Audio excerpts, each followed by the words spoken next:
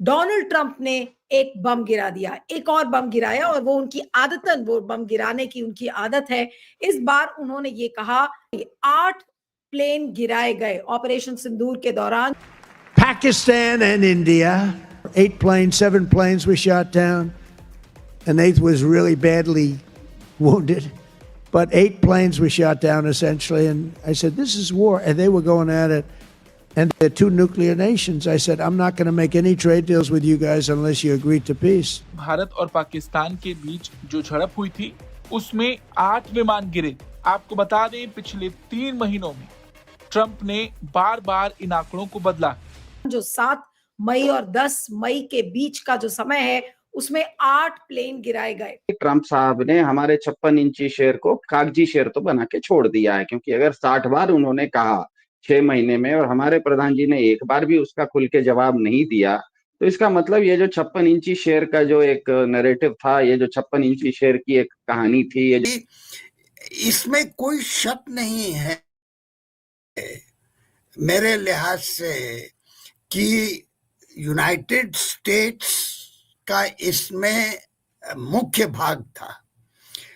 और क्योंकि पहली रात को 6-7 जब 7 तारीख हमला हुआ हमारा आतंकवादियों अड्डों पर, तो हमारे डीजीएमओ ने स्पष्ट तौर से ये कहा कि हमारा ऑपरेशन समाप्त हो गया है, हम सीज फायर के लिए तैयार हैं। जब तक हमारे प्रधानमंत्री इसके बारे में बोलेंगे नहीं, ट्रंप नहीं छोड़ेंगे इस बात को। पाकिस्तान की तरफ से, पाकिस्तान तो माना जा सकता है, उन्होंने सबूत भी दिया है, टेल जितने एयरक्राफ्ट गिराए हैं उनके टेल नंबर्स भी बताए हुए हैं कि इस्लामाबाद में भारत की सेना पहुंच गई थी, गोदी मीडिया के अनुसार। बलूचिस्तान में तिरंगा फहरा दिया था, गोदी मीडिया के अनुसार। है कि मुझे आप जो नहीं बता रहे हैं अपने लोगों को, वो भी बातें मुझे पता है। हवाई जहाज किसके कितने गिरे, आपके गिरे या पाकिस्तान के गिरे या दोनों का मिला के गिरे, सब कुछ मुझे पता है। यहां तक कि मुझे पता है कि कौन सा गिरा और कौन सा क्षतिग्रस्त हुआ।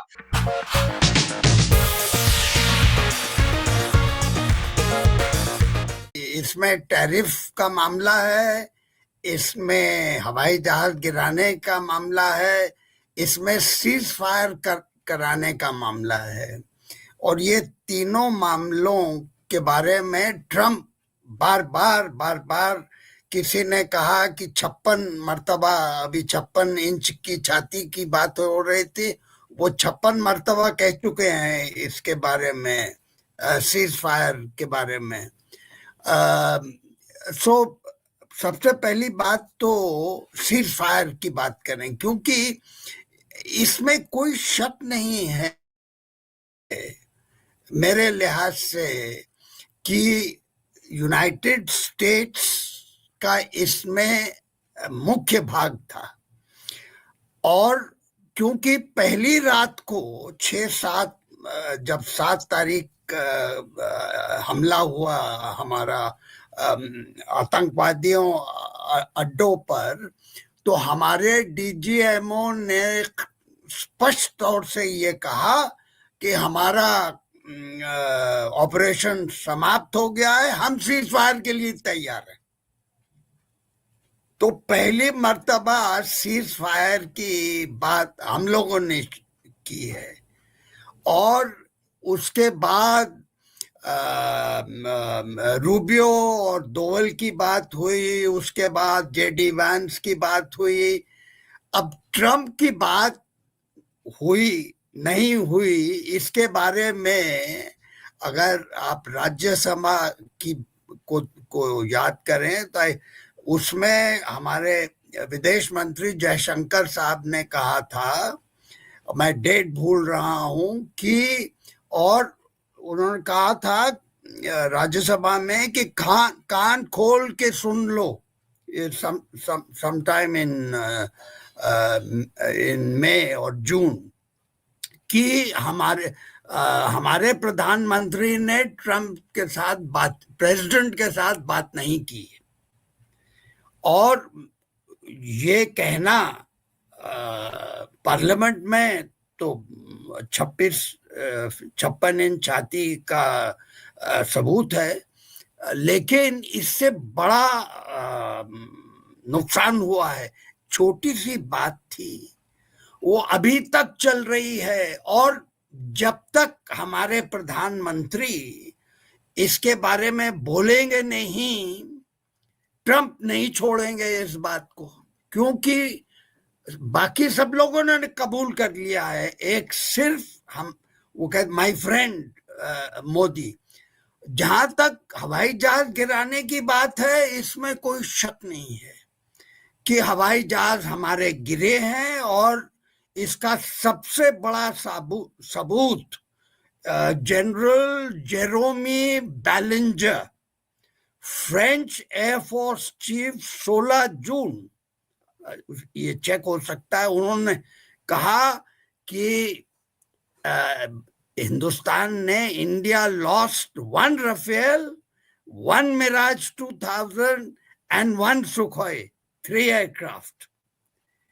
सो और हमारी तरफ से ये नहीं, तो अगर 3 एयरक्राफ्ट भी हैं जनरल मेहता जी, अगर भारत के 3 एयरक्राफ्ट जो आप बता रहे हैं कि ये गिराए गए हैं, और राफेल और मिराज, तो मोदी जी को ये बताने में क्या दिक्कत है? या फिर हमारे वायुसेना चीफ ही बता दे, कोई तो बताए इसको आधिकारिक रूप से। इसको छुपाया क्यों जा रहा है? क्योंकि जब तक छुपाया जाएगा तब तक डोनाल्ड ट्रंप 5, 6, 8, 200, 1000 ये सब बोलते रहेंगे। वो तो कहीं ना कहीं डोनाल्ड ट्रंप को चुप तो कराने की जरूरत है। हाँ, ये इसमें ये बड़े ताज्जुब की बात है कि पाकिस्तान की तरफ से, पाकिस्तान तो माना जा सकता है, उन्होंने सबूत भी दिया है, टेल जितने एयरक्राफ्ट गिराए हैं उनके टेल नंबर्स भी बताए हुए हैं, लेकिन मुझे आज तक पता नहीं चला क्यों इसके बारे में, क्योंकि हर एक लड़ाई में 1965, 1971 जहां, और जब बालाकोट का स्ट्राइक हुआ, जो भी हमारे लॉस, हमारे एयरक्राफ्ट का नुकसान हुआ है, वो खुलेआम में बोला गया है। तो इस मर्तबा मुझे इसमें कोई शक नहीं है कि प्रधानमंत्री मोदी का हुक्म है, जैसे उन्होंने सिंदूर का नाम सिलेक्ट किया, ये पूरा ऑपरेशन के बारे में जो चुप्पी है, this is only due to the prime minister. For what reason I have no, क्योंकि ये बाहर आएगा, ये एयरफोर्स वाले खुद बात करेंगे।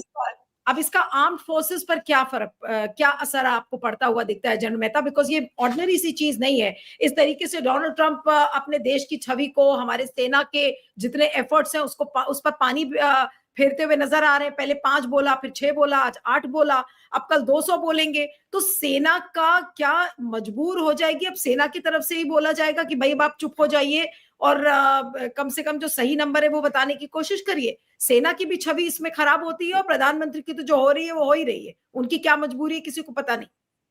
नहीं, पहली बात तो जो सेना की मजबूरी है, आज के दौर में सेना वही कहेगी जो मोदी जी कहेंगे। वो तो मोदी जी की सेना है। आपको याद है वो योगी आदित्यनाथ ने क्या कहा था, और कुछ हद तक जो राहुल गांधी बोल रहे हैं वो बिल्कुल सच है। फौज को इतना पॉलिटिसाइज कर दिया गया है, और हमारे रक्षा मंत्री कह रहे हैं कि हमारा सैन्य धर्म है। बिल्कुल गलत कह रहे हैं वो, क्योंकि ये कंप्लीट हर एक तरफ से वो कह रहे हैं we had full operational freedom, there was no operational freedom. So in short, जो भी सरकार कह रही है उसी चीज को दोबारा रिपीट किया जा रहा है हर एक फौजी अधिकारी से, और कोई इंडिपेंडेंस नहीं है, कोई फ्रीडम नहीं है, बिल्कुल हिज मास्टर्स वॉइस, जो भी ऊपर से हुक्म आएगा वो सर्विस चीफ बोले। पहले जमाने में सर्विस चीफ, पहले जमाने में क्या 10 साल पहले की बात करें तो service chief had the autonomy to speak out. अब नहीं बोल सकते। और ये पूरे प्रकरण में पिछले 6 महीने में हमारे जो 56 इंची शेर हैं उसको ट्रंप ने कागजी शेर साबित कर दिया। ये अब निश्चित हो गया और ये बिहार चुनाव में इसका असर काफी पड़ेगा, क्योंकि ये करके मोदी सरकार अपने आप को एक तरफ कुआं एक तरफ खाई में फंसा रही है। आप अगर ट्रंप साहब की बातों का जवाब नहीं दे रहे हैं, इसका मतलब आप कह रहे हैं कि हमारे कोई हवाई जहाज नहीं गिरे, हम वो युद्ध जीत रहे थे। तो सवाल यह है कि आपका अगर कोई हानि नहीं हुआ, ट्रंप साहब झूठ बोल रहे हैं, आप वो युद्ध जीत रहे थे, तो भाजपा जब कहती है कि पीओके पाक अधिकृत कश्मीर भी हम हाथ में लेंगे, अखंड भारत भी हाथ में लेंगे, तो जब सोने का इतना अच्छा एक सुनहरा मौका था कि इस्लामाबाद में भारत की सेना पहुंच गई थी, गोदी मीडिया के अनुसार बलूचिस्तान में तिरंगा फहरा दिया था गोदी मीडिया के अनुसार, तो इतना सब आगे बढ़ के आप पीछे क्यों आ गए? दोनों मतलब ये भी बोलेंगे तो फंसेंगे, वो ट्रंप की बात नहीं मानेंगे तो फंस रहे हैं, ट्रंप की बात मान रहे हैं तो फंस रहे हैं। इसी को कहते हैं एक तरफ कुआं एक तरफ खाई है। तो आपको एक तरफ कुआं एक तरफ खाई अगर मिल जाती है तो आपके पास एक ही विकल्प बचता है कि चुपचाप खड़े रहो। एक कदम भी इधर या उधर करोगे तो या तो इधर कुएं में गिरोगे या तो खाई में गिरोगे। और ऑपरेशन सिंदूर के मामले में, क्योंकि जिस समय ऑपरेशन सिंदूर हुआ था उस समय भारत के प्रधान जी ने बिहार की धरती से ही आके पता नहीं काहे के लिए अंग्रेजी में भाषण पेला था एक, कि हम क्या कहें ऑपरेशन सिंदूर के बारे में। और अभी भी बिहार चुनाव में भी बार बार उन्होंने ऑपरेशन सिंदूर की बात की। तो लोगों के मन में ये सवाल बिल्कुल उठेगा कि आप अगर ऑपरेशन सिंदूर में पाकिस्तान को घुटने पर आपने ले आया था, भारत के प्रधान जी के स्टेटमेंट के अनुसार पाकिस्तान घुटनों पर था, तो जो घुटनों पर था और भाजपा का जब घोषित वादा है, घोषित उसका नारा है कि पीओके भी हमारा है और अखंड भारत भी हमको बनाना है, तो उसका सुनहरा मौका जब हाथ में आया हुआ था तो आपने छोड़ क्यों दिया? तो ये दोनों तरफ से ये फंसते हुए नजर आ रहे हैं। अब दूसरी बात, ट्रंप साहब ऐसा क्यों करे? देखिए, मैं ट्रंप साहब की बात आप जब कह रहे थे बहुत ध्यान से सुना। उन्होंने 8 प्लेन का नया हिसाब नहीं किया। परसों तक वो 7 प्लेन कह रहे थे, आज उन्होंने कहा कि एक 8वां प्लेन भी था जो कि क्षतिग्रस्त हो गया। इसका मतलब ट्रंप साहब धीरे धीरे एक एक परत उठा रहे हैं। ये ध्यान में रखिएगा कि इतनी बड़ी अगर भारत और पाकिस्तान की, और दूसरी आश्चर्यजनक बात कि ट्रंप साहब आपने जो अभी भाषण सुनाया उनका, उसमें बाकी सब युद्धों का नाम ले रहे थे लेकिन किसी युद्ध का डिटेल या विस्तृत जानकारी नहीं दे रहे थे। सिर्फ भारत पाकिस्तान पर आते ही वो पूरा विस्तृत बता रहे थे। वो कॉन्गो की भी बात कर रहे थे, वो कोसोवो की भी बात कर रहे थे, लेकिन वो एक सेंटेंस में मैंने कॉन्गो निपटा दिया, कोसोवो निपटा दिया। लेकिन भारत पाकिस्तान का आते ही वो पूरा डिटेल्स में चले जाते हैं, जैसे कि उनको सब कुछ अंदर की बात पता है। ऐसा क्यों है? क्योंकि स्पष्ट है कि आज के जमाने में जब टेक्नोलॉजी है, आपके फोन पर जब गूगल मैप चल जाता है, सैटेलाइट से आपका फोन का गूगल मैप चल जाता है, तो भारत और पाकिस्तान के बीच में जो ऑपरेशन सिंदूर चल रहा था उस समय की पूरी जानकारी सैटेलाइट द्वारा, अपनी जानकारी अपने उनके स्रोत द्वारा ट्रंप साहब के पास पूरा का पूरा उसका एक्सरे का खाका था। एक तरह से आप कह सकते हैं कि ट्रंप साहब ऑपरेशन सिंदूर में एक तरह से महाभारत के संजय थे, जो कि सब चीज वो देख रहे थे।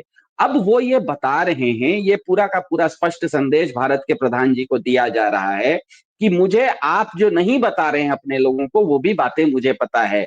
हवाई जहाज किसके कितने गिरे, आपके गिरे या पाकिस्तान के गिरे या दोनों का मिला के गिरे, सब कुछ मुझे पता है।